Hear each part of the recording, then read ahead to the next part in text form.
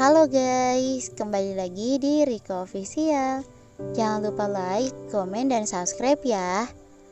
Kembali kita melanjutkan cerita dari Ayo Pacaran karya Dentara. Selamat mendengarkan. Sekali lo ngehina anak gue, kelar hidup lo. Raga Januar Prasetyo. Raga menyugar rambutnya yang berantakan karena helm yang dia gunakan, menatap kaca spion dengan gayanya yang sangat membangongkan. Setelah rapi dan mencabut kunci motornya, ia langsung berjalan menuju kantin, di mana kedua temannya sudah menunggunya sejak tadi. Tidak ada akhlak bukan Raga satu ini. Baru sampai sekolah bukannya langsung masuk ke kelas, malah nyamper ke kantin. Sepanjang perjalanan ia mendapati sorot mata yang serius. Ada dari beberapa siswa juga turut berbisik saat Raga melewatinya. Raga tak ambil pusing, ia hanya merasa bahwa mereka sedang sibuk menggosipkan ketampanan yang dia miliki. Tangannya melambai saat melihat kehadiran Rigel dan Januar di tempat biasa mereka. Mpok Junet, gorengan ceban, biasa ya bayarnya nanti. Raga mengambil 10 gorengan dan membawa ke meja yang sudah di-booking kedua temannya. Lama banget sih, sejam kita nunggu di sini. Rigel mencomot bakwan yang tadi Raga bawa. Marah sih marah, tapi ngelihat makanan luluh juga. Lagian ngapain sih nyuruh gue datang pagi-pagi? Rigel menatap Januar. Cowok itu mengeluarkan ponselnya dan menunjukkan sesuatu kepada Raga. Mata Raga melotot sempurna saat ia melihat satu foto yang bertuliskan Raga dan Metana sudah melakukan hubungan dan memiliki anak bernama Abi. Brak. Dasar, baik Rigel ataupun Januar terkejut setengah mati. Bahkan beberapa pasang mata siswa yang juga sedang berada di kantin sontak menatap ke arah Raga yang menggebrak meja. Siapa yang nyebarin itu? Gue nggak tahu. Tadi pas datang mading dipenuhi gitu. Pas gue lihat ternyata itu penyebabnya, ujar Januar menjelaskan karena memang cowok itu yang pertama kali melihat berita itu di mading. Pasti Bara gak? Raga menoleh menatap Rigel. Benar juga. Malam itu Bara mendatanginya dengan amarah. Bisa saja kan cowok itu mau buat masalah sama Raga. Dia tak peduli jika hanya dirinya yang dipermalukan, tapi ini sudah menyangkut Metana dan Abi. Raga tidak bisa diam saja. Jangan suuson dulu, kita cari tahu dulu kebenarannya. Rigel menggelengkan kepalanya.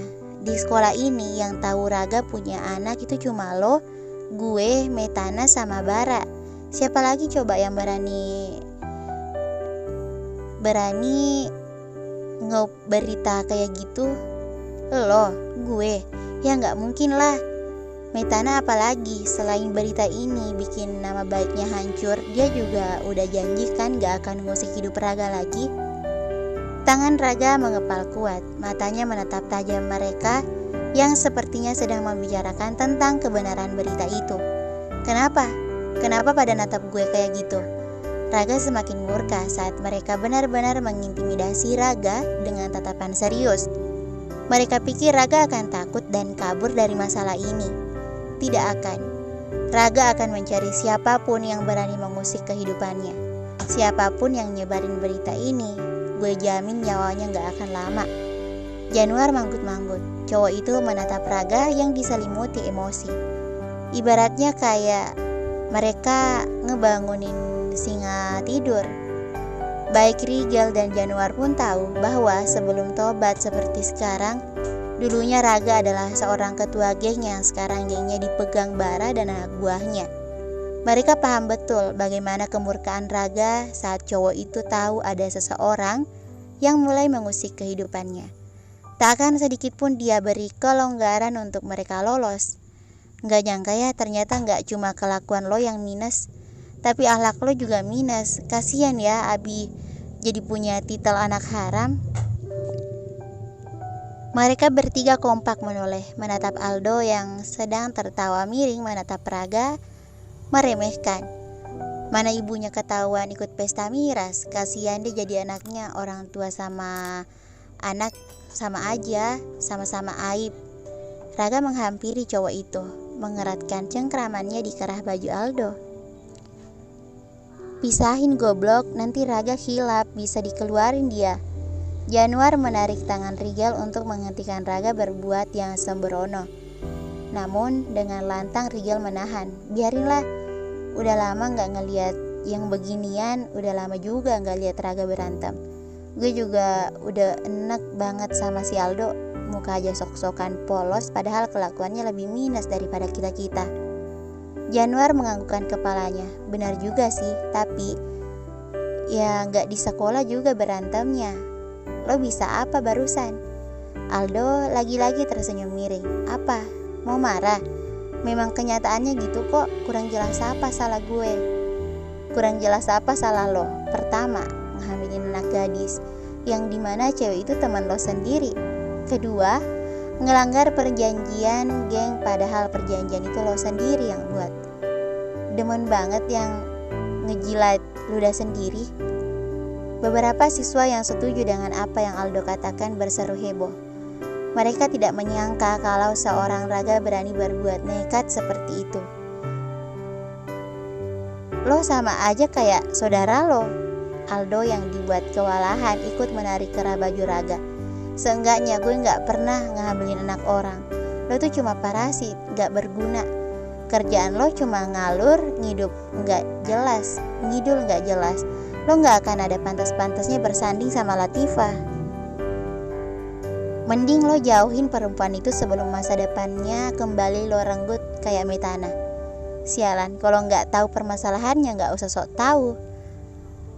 Hajar gak, jangan kasih kendor. Sampai akhirnya, astaga, Raga, Aldo berhenti. Teriakan Latifah melengking sempurna. Namun kedua cowok itu seolah kalut dalam emosi mereka dalam-dalam. Raga tetap memukuli Aldo tanpa ampun. Latifah memukul punggung Rigel yang asik berteriak untuk terus menyemangati Raga untuk lebih kencang memukul Aldo. Jangan malah dikomporin, bantuin, pisahin mereka dong.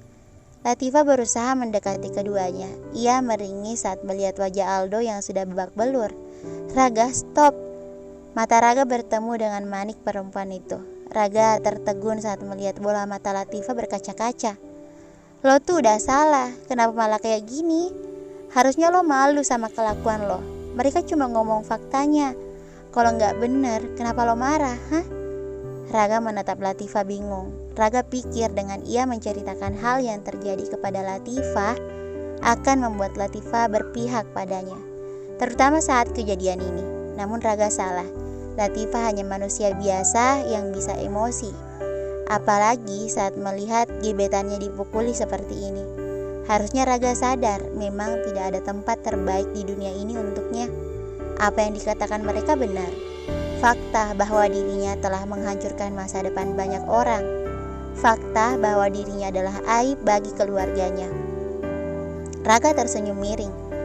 Lo semua boleh menghina gue habis-habisan, tapi kalau kalian sampai bawa-bawa Abi dalam penghinaan kalian, siap-siap gue bikin babak belur.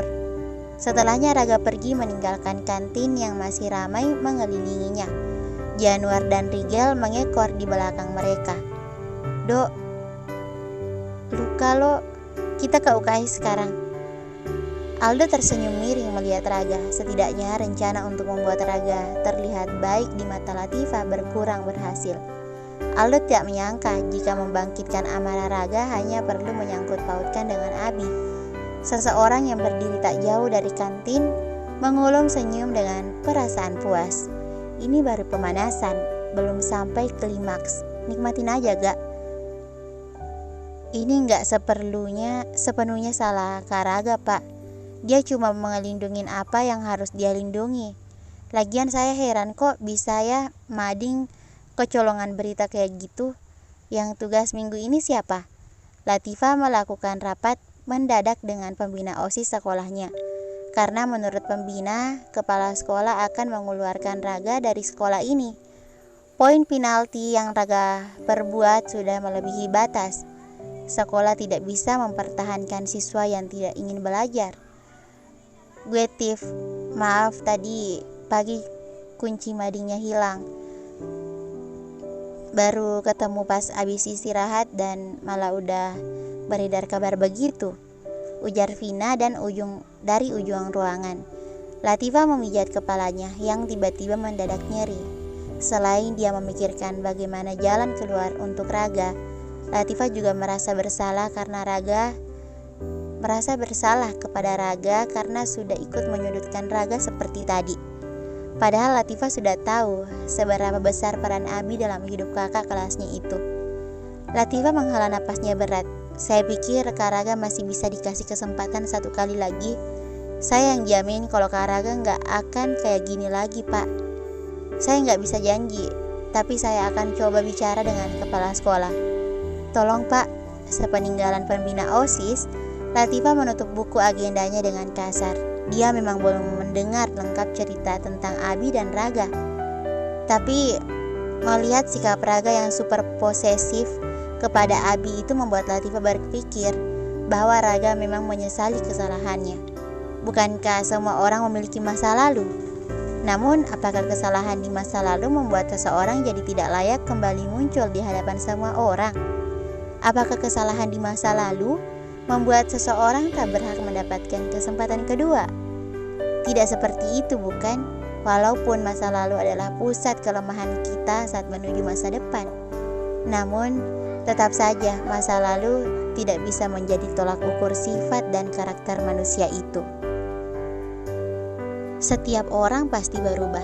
Latifah harus mempercayai itu. Mempercayai bahwa Raga memang akan berubah dan tak akan lagi mengulangi kesalahannya seperti dulu.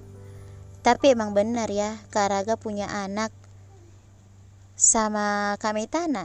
Gila gak sih? Padahal dulu Kak Raga, Kak Metana dan Kak Bara itu teman deket banget.